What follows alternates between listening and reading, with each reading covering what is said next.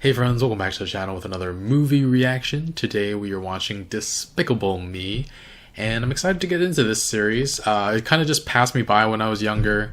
Didn't watch a lot of movies back then, but I know it's super popular, enough to spawn 2 more sequels, and I don't know if Minions is a spin-off or a sequel or a prequel or what, but looking forward to checking it out.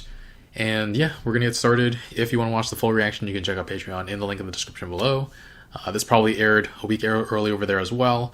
And yeah, let's go.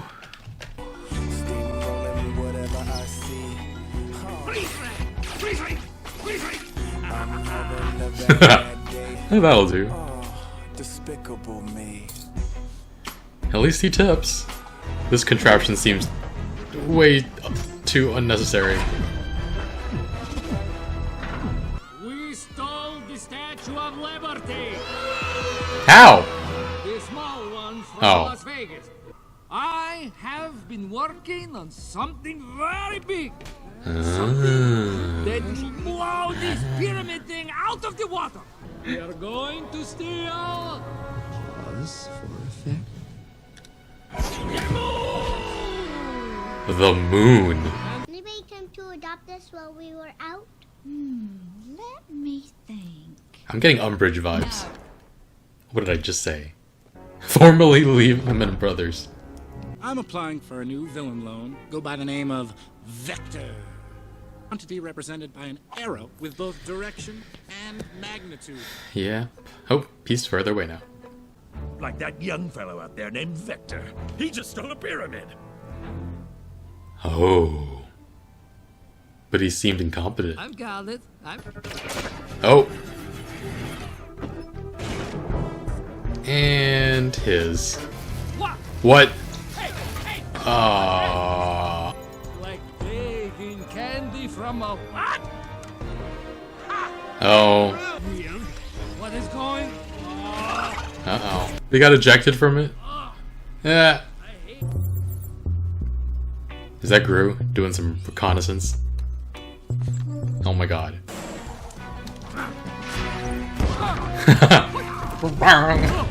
Oh, dang.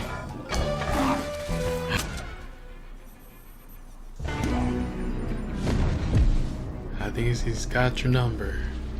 How's he not dead? Light bulb. A light bulb. He said the word light bulb.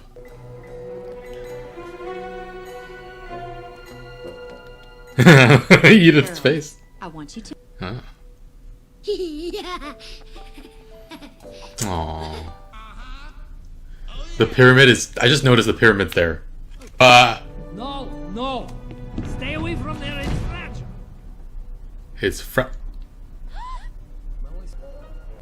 Oh my god. It's a hole in my juice box.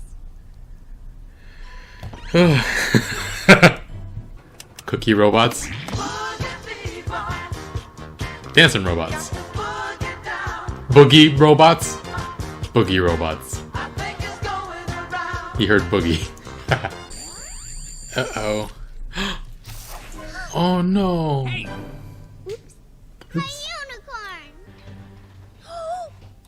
unicorn. She's gonna hold her breath. Taking the Oh boy. And hurry! What are those? They are my cousins. Cousins. Jerry Stu. Bye. Aww. It's beautiful. Aww. I'm going to count to 3, and you had better be in this car. Here we go. 1, 2. 3. What is it? Your ticket to the dance recital. You are coming, right? Pinky promise? My pinky promises. Aww. Whoa. Now move on. Uh-oh. What? They act as glow sticks? Oh.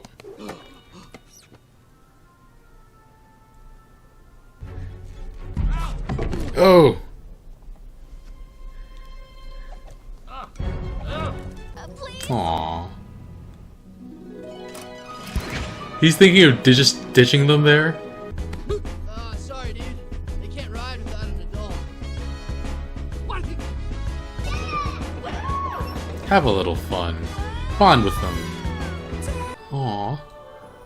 He's so fluffy, I'm gonna die. What? Gotta let us play for it. No.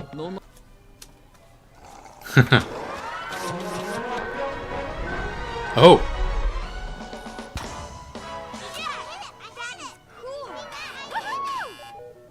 She hit that. I saw that with my own eyes. My turn. Oh.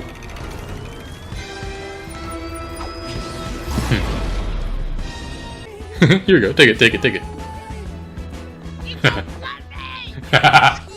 go destroy another game. Let's go destroy another game. Ah. They have excellent potential for mayhem. Sorry to bother you, Mr. Perkins, but I figured that you would want to see this. No need to continue. I've seen quite enough. But my plan. It's a great plan. I love everything about your plan. Except for you. one thing. But It's over.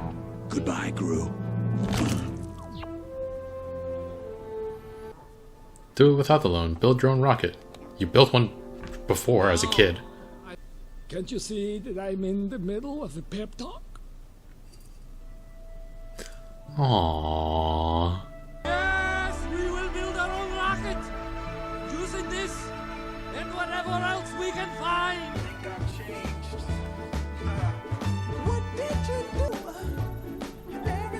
Kaboom.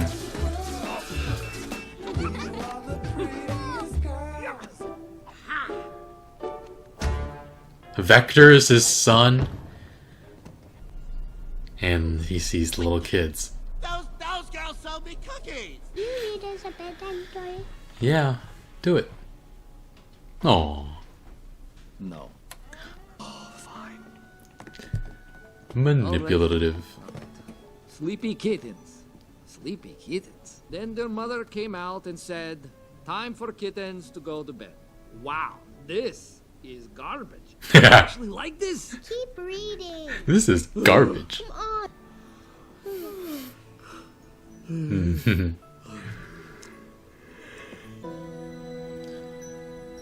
Aww.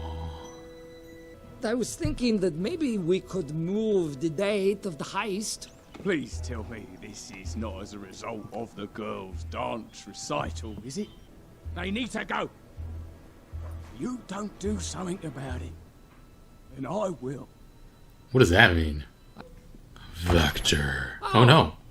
Miss Addie, what are you doing here? I'm here for the girls. I received a call that you wanted to return them. No. This isn't right. It's pink.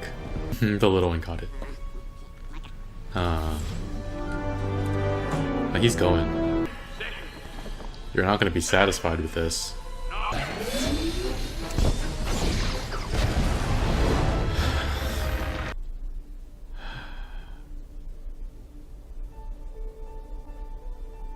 You can still make it. I can make it. Oh no. Okay, get through.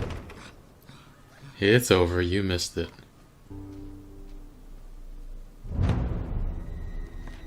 Oh, Vector.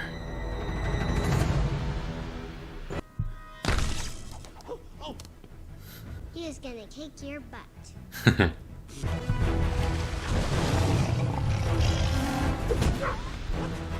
He punched my shark. He punched my shark. Hang on, Gru. Vector has the girls. Go! Has the girls. The larger the mass of an object, the quicker the effects of the shrink ray wear off. Oh. The Nefario principle. Uh-oh.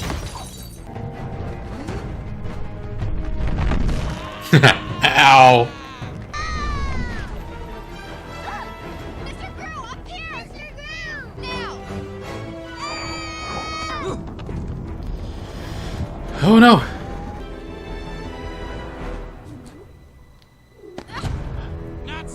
No! Got you, we got you.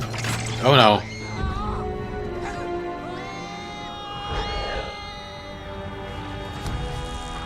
What?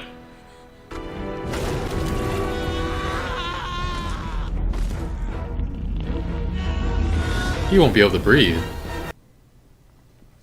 Huh? What? He just happened to have that with him? That's gonna run out of air at some point.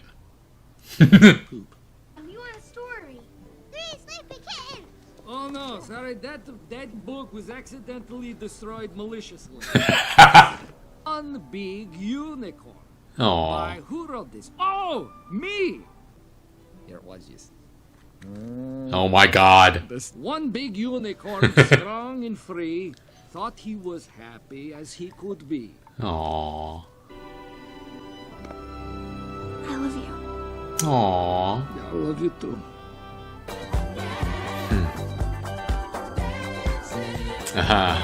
So this is a very fun, wacky movie. Just little details here and there that are really, really great. The antagonist, Vector. I remember the direction and magnitude thing from my physics class.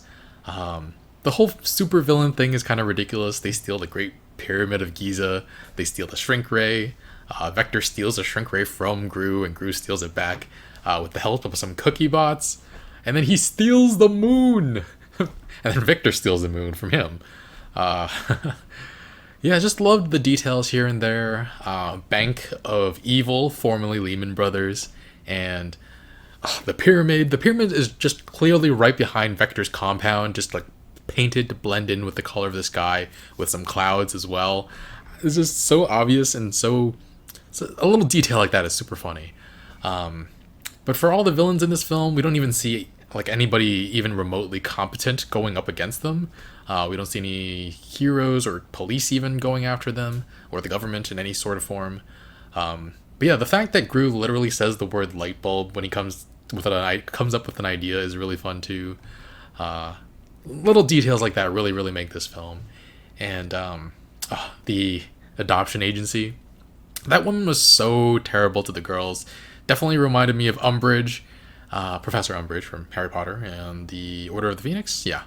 And Gru with his Spanish, you have a face como un burro, like a donkey. And she's like, oh, haha, thank you, because she didn't know what it meant. And he says that Debbie, his wife, dying, has left a hole in his heart that can only be filled by children. And then when she brings up Debbie again later, he's like, who's Debbie? It's just super funny. Oh, and last little tiny detail that I'll mention for now. In the room where the girls are staying, there is the Mona Lisa. So he stole them. That's a heck of a get, stealing the Mona Lisa. Though, at that point, with how many ridiculous things they steal this movie, I feel like they could have stolen the Louvre. But that wouldn't be as instantly recognizable, I guess. The minions are adorable and super funny. I'm really curious as to what Gru did to gain their support, and does he just control this group of minions? Are there more out in the world, or are all the minions in the entire world loyal to him? And yeah, what's their backstory? How did they come to be? Because they seem to be another sentient race other than the human race, which is fascinating. And they all follow this one supervillain, or all of them that we've seen follow this one supervillain. And then as for the three daughters, I mean, Agnes is clearly meant to be like the young, naive, cute, really, really cute one, but I appreciate all of them. Margot has had to grow up really quickly as the oldest to do her best to look after Agnes and Edith. And Edith has grown up just enough to be like slightly rebellious and like a little bit cynical. But in the end, their hearts are still all open and hopeful and loving. And yeah, it makes for such a genuinely heartwarming film. Like, you never even really care that much about Gru versus Vector, because the linchpin of the film is not whether or not Gru will steal the moon. It's whether or not Gru will become a good stepfather to the three young girls he adopted. And I mean, it doesn't look good at the start. He was originally just going to ditch them at the theme park. I mean, he is a villain, I suppose, but still, come on. Uh, he winds up staying because they're too short to ride the roller coaster alone. Um, Blows up that shooting game when Agnes actually hits the alien thing and it doesn't fall over. It's so fluffy, I'm gonna die. So fluffy.